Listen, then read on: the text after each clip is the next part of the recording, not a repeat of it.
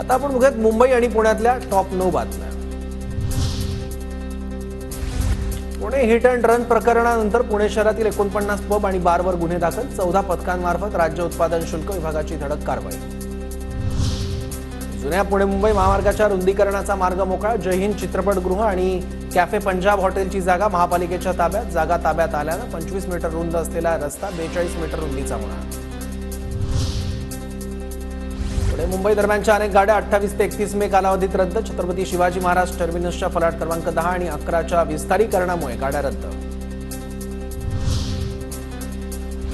रेल्वेच्या तिन्ही मार्गांवर मेगा ब्लॉक, माटुंगा ते ठाणे सकाळी 11 ते दुपारी 3:30 वाजेपर्यंत ब्लॉक असणार, तर चुनाभट्टी वांद्रे डाऊन हार्बर मार्गावर 11 ते 4 वाजेपर्यंत ब्लॉक।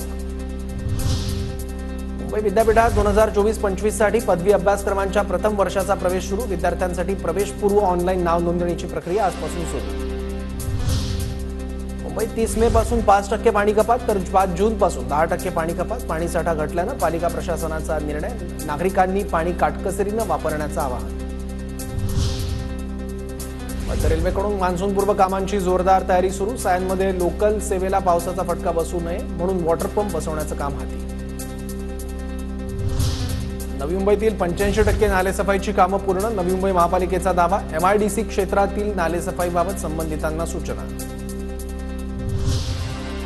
उकाड्याने पुणेकर हैराण, पुण्यात सलग तिसऱ्या दिवशी कमाल 40 अंश तापमानाची नोंद।